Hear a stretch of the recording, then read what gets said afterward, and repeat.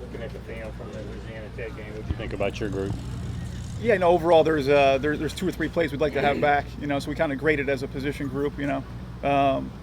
Yards per carry was there. That's kind of a benchmark. We want to hit that goal, and we did that. I'd like to get a few more yards through the air, close on a couple of those screens to pop in some big plays. So we're proud of that. I think the yardage and the touchdowns, those kind of things added up, which was good. And then pass protection-wise, it kind of did our job that was required from last week. But obviously, a lot of learning lessons, coming from a game like that. Great to get out on the W on, out of a win like that from a close game. But lots to improve on, and started doing that, 2 days ago. Woody Marks, right before his first touchdown, he had that play where he ran through that defensive back right at the goal line. I mean, how much do you see his offseason conditioning kind of paying off right now? Yeah, I think the defenders are seeing it a little bit too, which is great, man, because he put the work in.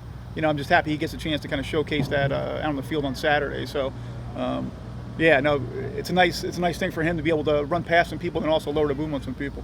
How easier has it been for him? Just he was coming in as a freshman last year without much prep time, and now he's had an entire offseason to kind of know what he's supposed to do. I mean, just how much easier I suppose has it been just for him to be ready for this moment? Yeah, I think he's working on a lot of the little things now, which is great. He came in as a true freshman in mid-year, should have been going to the prom and doing all that stuff. So now he's 15 pounds heavier and knows what he's doing, but now he can work on breaking down defenders and doing those next level things. So it's been good.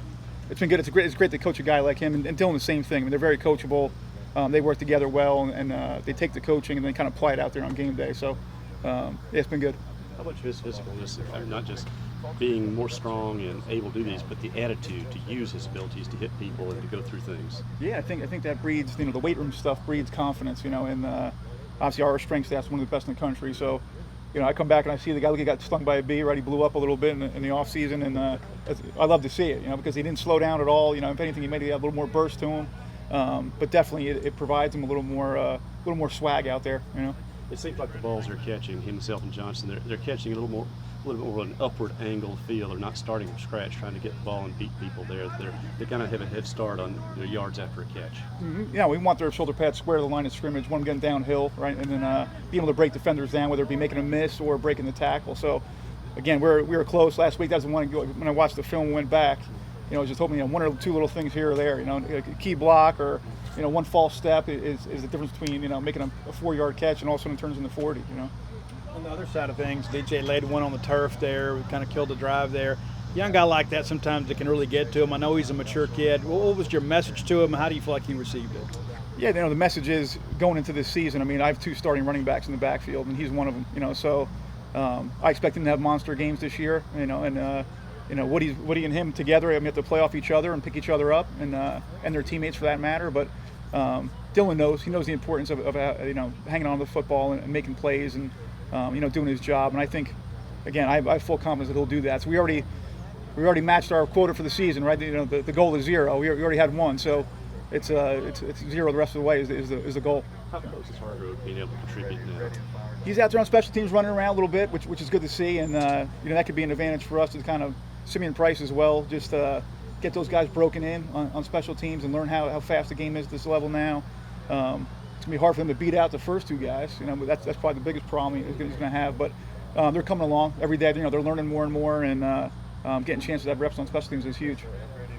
Woody, I mean, he wasn't much of a pass catcher when he was in high school. I mean, how have you kind of seen him develop in just that area where now he's catching a lot of balls all the time? Sure. No, we practice it all the time. So all of our drills, there's always some kind of ball in the air and involved. So as long as the guy's athletic and is willing to work at it, I mean, as long as we're not fighting the football, coming out of high school. But man, he's a good receiver, runs good routes, knows how to set up routes, that type of thing too.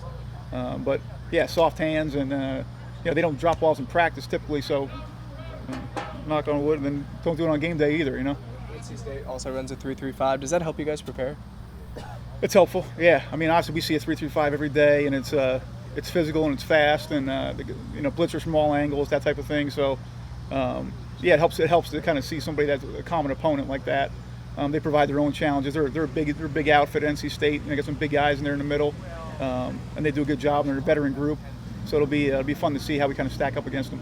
Coach Doring said that the Mississippi State front at the 3-3-5 is a lot different, a lot more motion with the front. What do you see from their front? What makes them maybe different from what you guys see in practice? Yeah, I think more kind of like you're saying, just holding down some gaps and trying to hold some people up so we can't get those running lanes or those passing lanes quite the same.